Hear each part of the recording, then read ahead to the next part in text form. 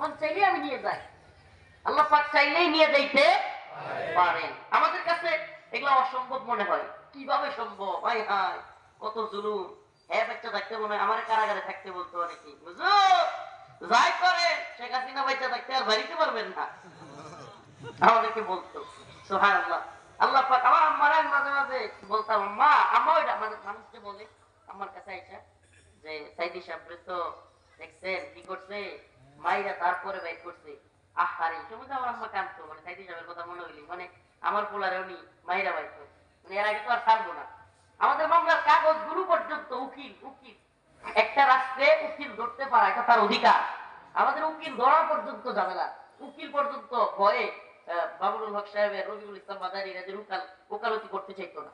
এমনকি কাগজটা পর্যন্ত জেল গেটে স্বাক্ষর দেওয়া লাগে ওকালত নামা, ওটা পর্যন্ত দিত না ভিতরে।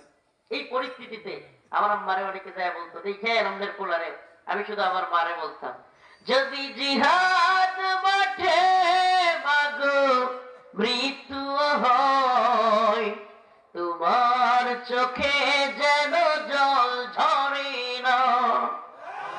যদি জিহাদ মাঠে মাগো মৃত্যু হয়, তোমার চোখে যেন জল ঝরে না। কিয়ামতে কিয়ামতে তুমি বলবে আল্লাহ আমি শহীদের মা। যদি জিহাদ মাঠে মাগো মৃত্যু হয়, তোমার চোখে যেন জল ঝরে না। কিয়ামতে পরিচয় দিবে তুমি আল্লাহ আমি শহীদের মা। এর চেয়ে বড় মর্যাদার আর কি হইতে পারে? সুবহানাল্লাহ। আমি শহীদের মা, আল্লাহ আমার সন্তান আপনার দ্বীনের জন্য শাহাদাত বরণ করেছে। একজন শহীদের মার জন্য এর চাইতে বড় মর্যাদার আর কি হইতে পারে? সুবহানাল্লাহ। আমারে বুঝাইতাম, আল্লাহ মা দেখো আল্লাহ পাক তো সব ক্ষমতার মালিক, আল্লাহ পাক সব পারেন। এখন আমার বিশ্বাস করে আলহামদুলিল্লাহ, এখন আমি যা কই তাই মানে। আগে বিশ্বাস করতো না, তো বাবা দেখছি তুমি খালি বুঝ দাও, সাইদি সাবরে মাইরা বের করছে, তুমি গরও ছাড়তো না, খালি খান্ত আর এগুলো করতো। এখন খুব বিশ্বাস করে। আমি বলছি আম্মা আল্লাহর ক্ষমতায় বিশ্বাসী হও। এই রে কি পরিমাণে তাহাজ্জুদ করে কান্নাকাটি করছে আম্মা, চোখে ছানি ফেলে দিচ্ছে, শেষ পর্যন্ত চশমা ব্যবহার করতেছে, এখনো চোখে কম দেখে, এই অবস্থায় চলে গেছে কান্না করতে করতে। কিন্তু এখন আল্লাহ পাক হাসিনারে তো বাঁচে রাখছেই, আমগরে বাইর করছে, আর গণভবন চাইলে রান্না করা খাবারও খেয়ে যেতে পারে না। সুবহানাল্লাহ। রান্না করা খাবারও খাওয়ার সময় না, আল্লাহ যখন ধরে তার মানে তখন রান্না করা খাবারও খাওয়া যায় না। সুবহানাল্লাহ। হে জালিমরা শিক্ষা নাও, ফালা তাহসাবান্নাল্লাহ গাফিলান আম্মা ইয়ামালুয যালিমুন। আল্লাহ পাক জালিমদের ব্যাপারে গাফেল না। জালিমরা যেন আল্লাহরে গাফেল মনে না করে।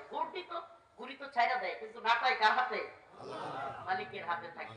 তেমনি ভাবে আমরা আল্লাহ তাআলা ছাড় দেন, কিন্তু ছেড়ে দেন। জালিমদেরকে আল্লাহ কি করে? ছাড় দেন, দেখতে চান জুলুম কতটুকু করতে পারে, কারণ আল্লাহ তো শাস্তি দিতেইব। সুবহানাল্লাহ। মানে আল্লাহ পাক তো শাস্তি দেওয়ার জন্য যোগ্যতা অর্জন করতে না। মানে যদি পাপ কাজ করে যোগ্যতাই অর্জন না করে, আল্লাহ কি এমনি এমনি করে জুলুম করবে, বেইনসাফি করে জাহান্নামে দিবে? সে তার যোগ্যতা কি, সে মানুষের উপর জুলুম করবে, আল্লাহ তারে ক্ষমা করবেন। সুবহানাল্লাহ। আল্লাহ পাক কখনোই বেইনসাফগার নন, তাইলে শাস্তি দিতে হইলে তার তো যত উপযুক্ত কাজটা করতে হইব। এজন্য আল্লাহ কয় তুই যদি ভালো হইতি না, তাহলে কর দিয়ে কোন পর্যন্ত করতে পারো, তোরা একটা দিব ইনশাআল্লাহ। সুবহানাল্লাহ। আল্লাহ তো ধরা দিবেন, একদিন না একদিন আল্লাহ পাক ধরবেন।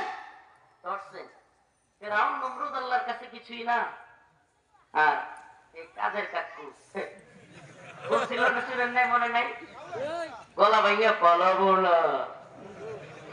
আমি মাঝে মাঝে চিন্তা করি যে আচ্ছা আওয়ামী লীগের এত বড় বড় নেতা ধরা খাইলো, পুলিশের প্রধান ধরা খাইলো, উবাইদুল কাদের 4-5 মাস কিভাবে দেশের ভিতরে থেকে ধরা না খায় শেষ পর্যন্ত পালাই যেতে পারলো? পরে আমি মিলাই দেখলাম না, এগুলো যাই বলে না, আমি মিলাইছি যেটা আমার কাছে মনে হয়েছে, সে যে বলছিল পালাবে না, এখন যদি সে ধরা খায় যায় তাহলে তো তার কথা সত্য হয়ে গেল না, যে আমি পালাই নাই, ধরা খাইছি। আল্লাহ কই তোরে পালাই যেতে আমি বাধ্য করবো, শুধু বলবি তুই পালা, তারপরে মানুষ বলবে তুই পালাই তো।